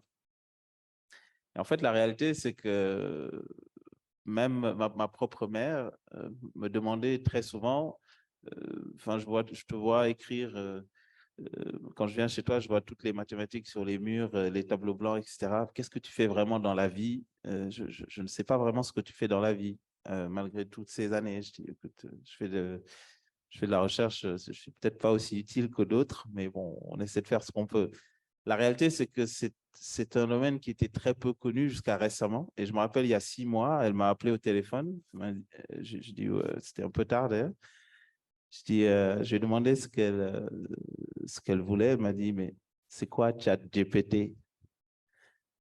Et j'ai dit, OK, je pense que bientôt, je vais commencer à pouvoir te convaincre qu'on est un peu utile dans ce monde et que ce qu'on fait sert à quelque chose. Donc, récemment, effectivement, le sujet a connu une publicité très importante à cause des applications, des agents conversationnels que beaucoup d'entre nous utilisent. Mais en réalité, ce qu'il faut comprendre, c'est que depuis bien longtemps, beaucoup d'entre nous utilisons des intelligences artificielles dans notre quotidien sans le savoir. À chaque fois que vous ouvrez un moteur de recherche et que vous tapez quelques mots-clés et que vous vous retrouvez magiquement avec l'information que vous cherchez, devant vous, trier par ordre d'importance, etc. Il y a en réalité des algorithmes d'intelligence artificielle qui font derrière le travail, mais ils le font bien et de façon assez transparente, en tout cas de façon assez rapide pour que vous ne vous posiez même pas la question. Et c'est ça le pouvoir de transformation de la technologie, c'est que lorsque ça marche vraiment, on ne s'en rend même pas compte en réalité. Donc, de quoi parlons-nous? Quand on parle d'intelligence artificielle, on parle d'algorithmes mathématiques qui sont entraînés à partir de données à reproduire un comportement que nous, en tant qu'humains, on considère, ou en tout cas qu'on qualifie d'intelligent. On a vite fait d'ajouter le qualificatif artificiel parce que notre ego en tant qu'humain ne voudrait pas qu'une intelligence soit juste une intelligence comme la nôtre, bien entendu. Donc, il faudrait qu'on dise qu'elle s'appelle une intelligence artificielle, même si moi, je préfère généralement parler d'intelligence machine, parce que je dis souvent que l'avion vole, mais personne ne dit que l'avion vole, c'est un vol artificiel. On dit juste que l'avion vole. Donc, moi, j'ai commencé à en faire ici, en fait, au Sénégal, il y a longtemps. Je suis né, j'ai grandi ici, j'ai fait une bonne partie de mes études ici. Je faisais des maths à la fac. Et en fait, c'est en partie pendant mes études que j'ai commencé à découvrir à l'époque, hein, ça remonte déjà à longtemps, dans les années 2005-2006. L'intelligence artificielle, enfin, ça ne s'appelait pas comme ça à l'époque et très peu de gens s'intéressaient à ce sujet, ce n'est pas comme maintenant. Et ce qui était frappant à l'époque déjà, c'est que l'importance que ça avait du point de vue académique et scientifique dans les pays plus développés et l'inexistence de curriculum au niveau pédagogique et académique ici qui incorpore des éléments d'intelligence artificielle. Je trouvais ça assez frappant. Et en réalité, c'est ce qui a motivé mon déplacement, mon voyage. Et puis, je suis parti poursuivre mes études ailleurs dans ce domaine. C'est comme ça que j'ai fait un doctorat dans le sujet et que j'ai fait ma carrière, l'essentiel de ma carrière dans les grandes boîtes de technologie. Mais jusqu'en 2018, je revenais très souvent en Afrique pendant les étés pour animer des écoles d'été, justement, parce qu'il y a beaucoup d'étudiants qui sont intéressés par les sujets d'intelligence artificielle et qu'il n'y avait toujours pas de formation dans ce sujet. Donc, en 2018, j'étais encore chercheur à ce qui s'appelait alors Facebook AI Research. Donc, c'est le département d'intelligence artificielle de Facebook où on créait d'ailleurs tous les algorithmes que, si vous utilisez aujourd'hui Facebook, Instagram ou WhatsApp, les algorithmes de reconnaissance d'image qui trient votre votre fil d'actualité, ou bien qui filtre les images obscènes, etc., ou bien qui s'assure de certains niveaux de sécurité, étaient développés dans ces équipes-là. Donc, j'ai décidé de revenir en Afrique pour aider à créer ce qui s'appelle le African Masters of Machine Intelligence, qui est un peu le premier programme de master en intelligence artificielle en Afrique. On a commencé en 2018, on en est à notre 5e promotion. Sur les 5 dernières années, on a gradué environ 200 étudiants, un peu plus. Et ces étudiants sont aujourd'hui partout dans le monde, hein. Ils font des doctorats dans les plus grandes universités du monde, ou ils sont dans les plus grandes entreprises de technologie du monde. Certains sont d'ailleurs devenus mes collègues à Google pendant que je dirigeais le centre de recherche. Mais une chose qui est très importante, et c'est le principal sujet de mon propos dont je voudrais vous entretenir, c'est la voie qu'a prise beaucoup de ces étudiants, et c'est une chose à laquelle je ne m'attendais pas particulièrement, c'est de l'innovation, mais ici en Afrique, pour certains dans des organismes gouvernementaux, pour d'autres à travers des startups, et la forme particulière que prend cette innovation. Et ce dont je parle, c'est vraiment l'importance du contexte et de la contextualisation de l'innovation et de la science, et l'importance que ça a en termes d'applicabilité, d'application et d'adoption. Parce que Mariama a parlé tout à l'heure de l'importance de l'innovation sociale dans l'adoption de l'innovation, qu'elle soit technologique ou sociale d'ailleurs. Mais je pense que pour qu'une innovation soit réellement adoptée, il faut qu'elle soit contextualisée, il faut qu'elle soit informée par le contexte, et il faut que les problèmes qui sont, en tout cas qui suscitent cet entrepreneuriat, cette innovation, viennent de l'environnement. J'ai toujours cru fondamentalement que la recherche et l'innovation, le développement, ne peuvent pas être détachés du contexte dans lequel ils sont faits. Je vais vous donner un exemple. Aujourd'hui, vous avez dans l'intelligence artificielle une branche très populaire qui s'appelle les réseaux de neurones artificiels, le deep learning.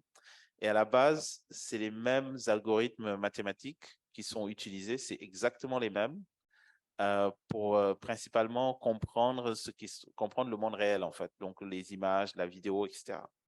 Si vous allez aux États-Unis, les principales innovations technologiques qui sont créées à partir de ces algorithmes ont à voir avec les voitures autonomes. Pourquoi? Parce qu'ils ont des problèmes très importants de transport. Ils ont une flotte de centaines de milliers, voire des millions de camions qui ne trouvent pas assez de chauffeurs, et ça crée c'est un réel problème dans l'économie du pays.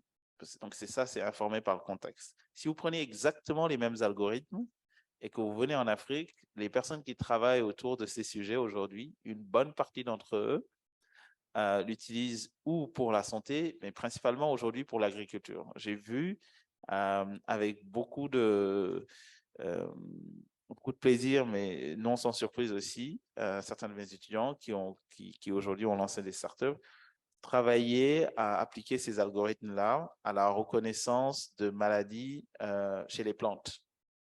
Donc, aujourd'hui, si vous allez en Ouganda, par exemple, il y a des startups qui travaillent à mettre sur des téléphones portables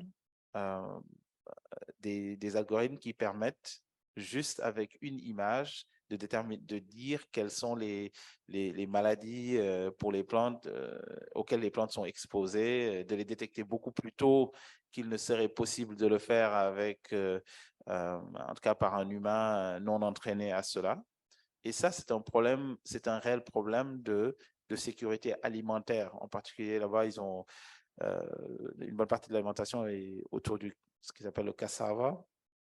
Donc, c'est réellement un problème de sécurité alimentaire.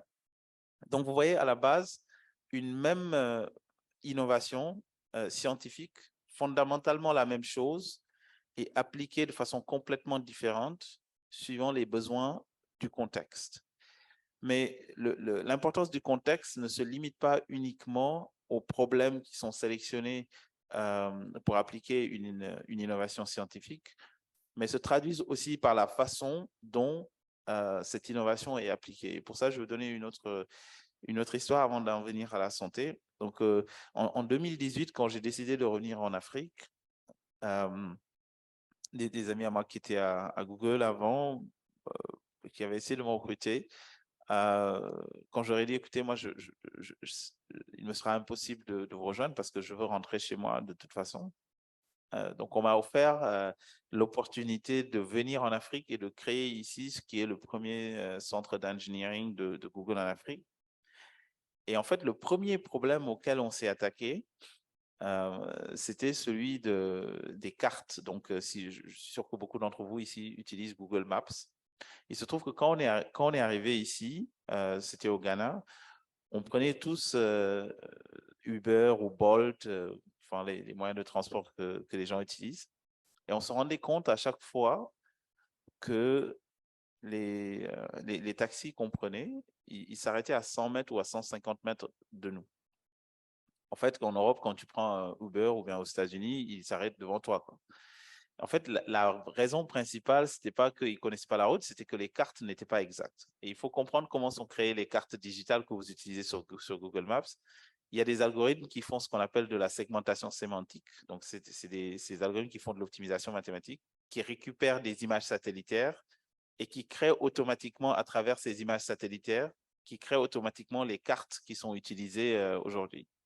Il se trouve que ces algorithmes, tels qu'ils sont faits, fonctionnent parfaitement quand vous êtes en Amérique du Nord ou bien en Europe, du fait de la structure géométrique des villes et des bâtiments, lorsque vous les regardez à travers les images satellitaires. Mais ils ne fonctionnent pas du tout quand vous êtes en Afrique, parce que nos villes ont une structure topographique qui sont complètement différentes. C'est la même chose pour nos bâtiments. Ici, il y a des bâtiments qui sont ronds, d'autres qui sont carrés, vous avez etc.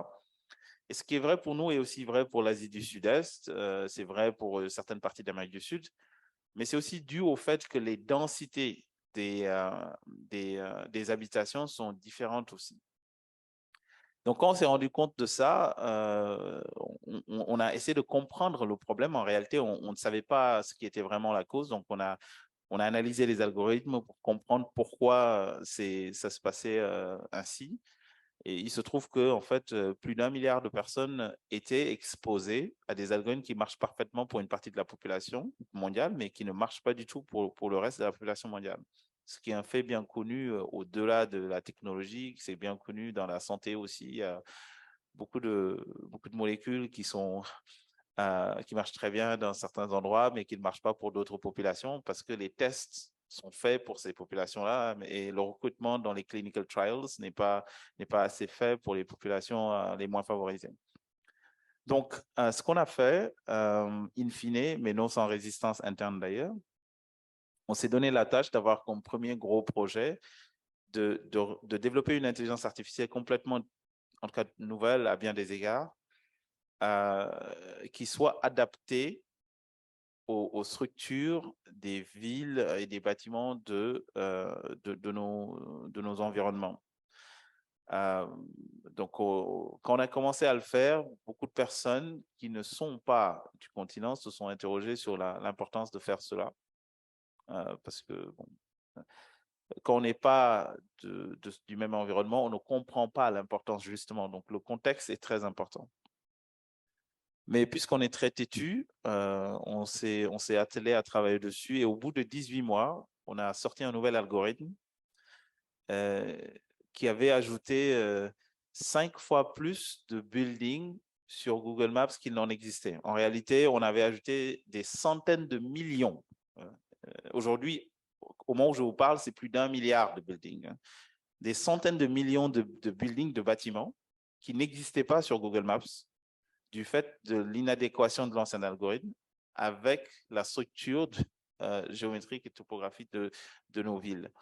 Quand ça a été déployé, initialement, cet algorithme était utilisé uniquement en Afrique. Ensuite, ils ont décidé de router 20 ou 40% du trafic de Google Maps à travers ces algorithmes. Aujourd'hui, peu importe où vous êtes dans le monde, ce sont ces algorithmes-là qui sont créés ici en Afrique par des Africains qui sont utilisés partout dans le monde. Pourquoi je dis ça? Je dis ça parce que je crois fondamentalement que, quelle que soit l'innovation technologique, que ce soit de l'intelligence artificielle ou autre chose, lorsqu'on construit une technologie en prenant en compte le bas de la pyramide, en réalité, on construit la technologie pour tout le monde. L'inverse n'est pas nécessairement vrai. Et ça donne une responsabilité supplémentaire aux innovateurs en Afrique. Parce que nous avons aujourd'hui, à bien des égards, hein, quel que soit le critère qui est considéré, que ce soit l'âge, que ce soit la diversité linguistique, ethnique, que ce soit, en tout cas, n'importe quel critère de diversité, nous avons de très loin le continent le plus divers au monde. Lorsque vous arrivez à innover ici en Afrique, la probabilité pour que votre innovation soit transférable ailleurs est extrêmement élevée. L'inverse n'est pas nécessairement vrai. Donc, c'est une responsabilité, mais c'est aussi une opportunité extrêmement importante que nous avons et que, enfin, j'allais dire que nous avons en tant que jeunes, mais je ne vais pas le dire,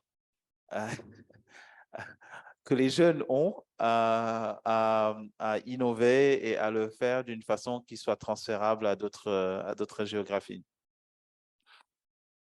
Donc, pour en revenir à l'intelligence artificielle, aujourd'hui, l'impact de l'intelligence artificielle, effectivement, a dépassé le cadre technologique classique dans lequel il est utilisé et il est en train d'être fortement utilisé et développé dans le cadre de la santé. Il y a deux exemples qui m'intéressent particulièrement. Le premier, c'est son utilisation dans les travaux de diagnostic. Donc aujourd'hui, des centaines de millions de personnes dans le monde ont le diabète. Et le diabète, c'est une des causes les plus rapides, en tout cas à la croissance la plus rapide de la cécité. Au Sénégal, je pense que personne n'expliquera à des Sénégalais ce qu'est le diabète. Je pense que dans toutes les familles, on connaît au moins quelqu'un qui atteint de cette maladie.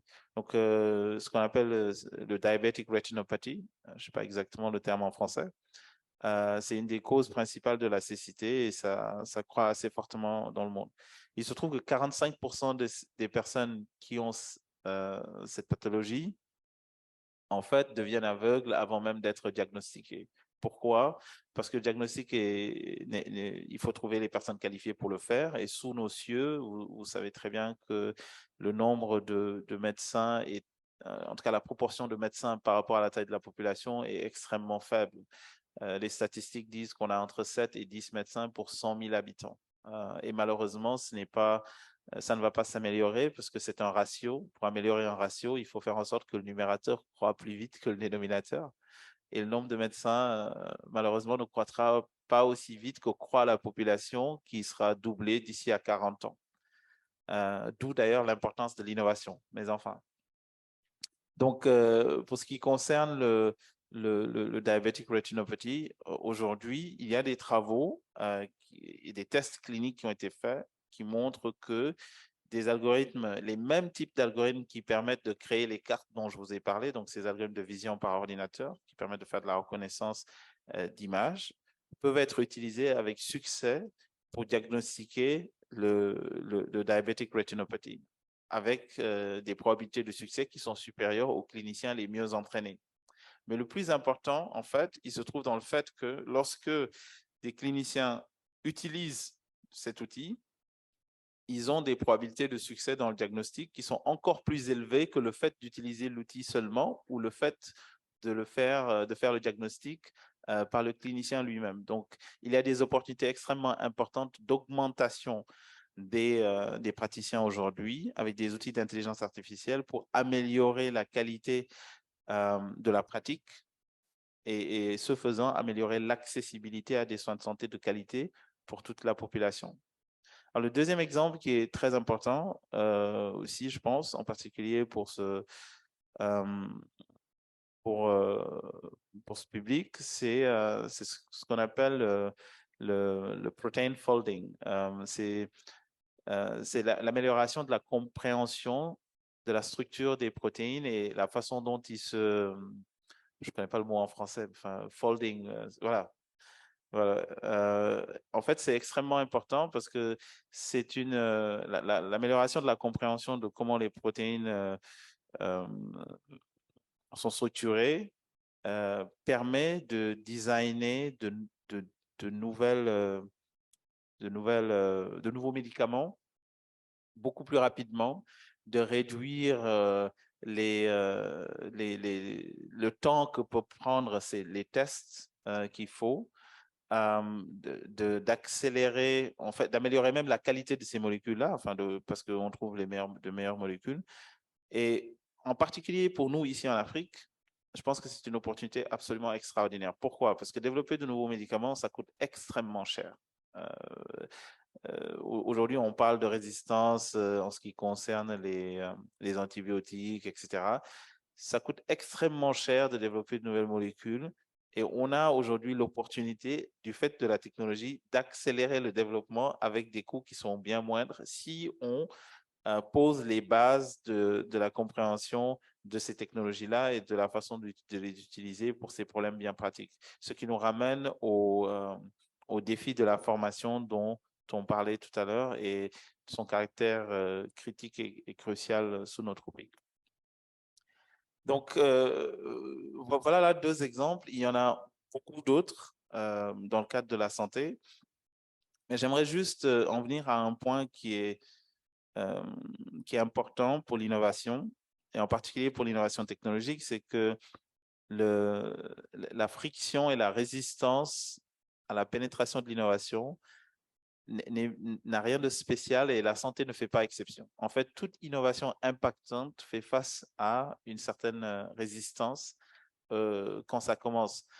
J'ai appris à travers différentes lectures que même dans le cadre de la santé, lorsque l'anesthésie a été introduite, ce n'est pas tous les médecins qui étaient très favorables à ça parce qu'ils avaient des habitudes différentes, ils avaient des craintes dues aux substances qui sont utilisées, etc. C'est pareil pour l'utilisation des X-rays. Ça n'a pas été adopté immédiatement, mais aujourd'hui, tout ça est mainstream. Ça sera pareil pour les innovations technologiques, en particulier pour l'intelligence artificielle dans le cadre de la santé. La plupart des innovations qui sont mises en place dans ce domaine font face à une certaine résistance ou bien vont faire face à une certaine résistance. Et je pense qu'il est crucial que dans des forums comme celui-ci, et je pense d'ailleurs que c'est l'importance, en tout cas c'est une des raisons pour lesquelles c'est important d'avoir des forums comme celui-là, de permettre d'établir des cadres de dialogue entre les praticiens, les innovateurs, les scientifiques et ceux qui sont chargés de mettre en place le cadre réglementaire. Et ça va être mon dernier point, c'est que quelle que soit l'importance et la qualité d'une innovation, elle se fait c'est fait dans un contexte bien défini. Et ce contexte aussi, ça veut dire aussi un cadre réglementaire défini, bien défini. Si vous pouvez avoir une innovation extraordinaire qui marche très bien dans un endroit particulier du monde, si vous l'amenez chez vous, il peut être complètement inutile du fait du cadre réglementaire. Aujourd'hui, moi, j'ai l'honneur d'aider certains gouvernements à travers le continent à structurer leur stratégie d'intelligence artificielle et à créer le cadre réglementaire pour leur pays, notamment au Rwanda où j'ai conseillé le gouvernement dans ce sens. Beaucoup de pays en Afrique aujourd'hui sont en train de structurer, de mettre en place des stratégies d'intelligence artificielle et des cadres réglementaires pour délimiter le périmètre acceptable d'exploitation des données pour des applications de toutes sortes. Alors, c'est une opportunité extraordinaire pour nos innovateurs parce que nos innovateurs ont l'occasion aujourd'hui de faire partie de cette discussion et donc d'informer les stakeholders des dynamiques qui sont internes à leur industrie et de faire en sorte que le cadre réglementaire incorpore ces informations-là. Mais le challenge qui se pose et que je vois de plus en plus à travers les différentes consultations, et que beaucoup de pays sont aussi en train d'importer des cadres réglementaires existants directement de l'Europe. Par exemple, au Sénégal, les gens parlent beaucoup de GDPR, et c'est le cas aussi dans d'autres pays. Le GDPR, c'est ce que c'est, et puis c'est très intéressant pour les pays dans lesquels c'est mis en place. Ça peut être un corset extrêmement limitant pour l'innovation, pour les startups au Sénégal, pour la simple raison que la structure de nos économies n'est pas pareille, l'état de maturation de l'écosystème technologique n'est pas le même et ne suivra peut-être pas, d'ailleurs très probablement pas, la même trajectoire, parce qu'ici, nous sommes habitués à sauter des étapes. Il y a 10 ans, le taux de bancarisation dans ce pays n'atteignait pas 10%. Aujourd'hui, tout le monde a un compte mobile money et par conséquent, tout le monde a un compte bancaire, que vous le sachiez ou pas. Donc, on a sauté beaucoup d'étapes et je ne serais pas surpris que ça soit pareil. Donc, il est très important que des cadres de dialogue existent, faire en sorte que les cadres réglementaires qui sont créés soient adéquats et qui soient favorables à l'innovation. C'est aussi une des responsabilités des promoteurs de forums comme celui-ci et nous vous en remercions. Le dernier point, excusez-moi, le dernier point que je veux faire, c'est juste celui de l'éthique, hein, et je vais m'arrêter là. C'est que les cadres réglementaires et les lois sont là pour régir ce qui existe déjà. Mais puisque l'innovation marche beaucoup plus vite, à un rythme qui est beaucoup plus rapide que celui de la loi, celui du législateur, il est important de s'entourer toujours des garanties d'éthique qui permettent l'utilisation de technologies avant-gardistes avec un certain niveau de confiance par les populations. Je parle souvent d'intelligence artificielle axiologique, mais je parle qu'on peut parler généralement d'innovation axiologique, c'est-à-dire de faire en sorte que l'innovation soit toujours alignée avec les valeurs que la société considère comme étant les meilleures valeurs, en tout cas les valeurs auxquelles elle s'identifie. Donc voilà, en résumé, c'est la contribution que je voulais apporter à la discussion. Je vous remercie beaucoup de votre attention et je serai ravi de prendre des questions. Merci beaucoup, Mustapha. Je pense que on a énormément pris note, hein, parce qu'on était en train aussi d'apprendre, d'écouter, et il me semble important, là où vous avez terminé, et c'est le maître mot de ce forum, c'est arriver à créer un cadre africain de l'innovation. C'est pour ça que nous avons créé cette plateforme, pour que les jeunes innovateurs, investisseurs puissent se parler et puissent voir comment orienter justement les solutions, les recherches et les financements à des problématiques effectivement qui nous correspondent. Et le plaidoyer que vous avez fait effectivement pour le fait qu'on ne soit pas, comme j'ai dit tantôt, dans le système de suivisme ou de répliquer justement les mêmes mécanismes qui font qu'effectivement dans toute innovation, il y a des mécanismes natifs. Et donc, c'est à nous aujourd'hui de prendre la main et d'avancer. On a effectivement dépassé le temps, mais puisque l'intervention était tellement importante qu'il fallait qu'on puisse laisser boucler, j'ai pu arranger un peu pour qu'on puisse prendre la pause et revenir effectivement à 11h30 pour entamer la session à venir. Je vais prendre juste une dernière intervention de tour de table pour que chacun puisse dire son mot de clôture avant qu'on puisse lever cette session. Merci. Alors, je commence par le professeur Seck dans un premier temps pour laisser effectivement comment dire, Adam clôturer. Professeur, votre mot. Alors, merci beaucoup, Monsieur Massamba. Je pense que les débats ont été très riches. Si je devrais justement retenir quelque chose d'important dans tout ce qui a été dit, c'est qu'il est important ici, en Afrique, de promouvoir la recherche et l'innovation. C'est deux concepts qui sont indissociables. Et je pense aussi, je voudrais faire un appel aussi au gouvernement, puisque le défi le plus transversal qui a été soulevé ici, c'est celui du financement. Et nous avons tous constaté que c'est beaucoup plus d'autres, les investisseurs, le privé, qui s'activent plus à la place donc, des gouvernements. Donc, je voudrais vraiment ici et maintenant lancer un appel vraiment au gouvernement pour que justement qu'il y ait encore beaucoup plus d'investissements qui soient injectés dans la recherche, puisque la recherche et l'innovation sont indissociables. Voilà, c'est la recherche qui permet d'aller à l'innovation et c'est l'innovation aussi qui permet de nourrir la recherche. Donc, il est extrêmement important, n'est-ce pas, que cela soit bien compris par nos gouvernements et qu'ils puissent mobiliser déjà beaucoup d'argent pour encourager les jeunes chercheurs. Merci. Docteur Adam, en 1 minute. Oui, moi, ce que je retiens, c'est que la première des choses par rapport à ce retour qu'on a eu sur ceux qui ont réussi, qui sont parmi nous dans la salle ou à distance, c'est que ce forum-là est aussi un vecteur de réussite et on le voit, hein, c'est pas juste des mots en l'air et que ce qui se crée ici, ce sont les innovations de demain et même d'aujourd'hui pour ceux qui sont là. C'est la première chose.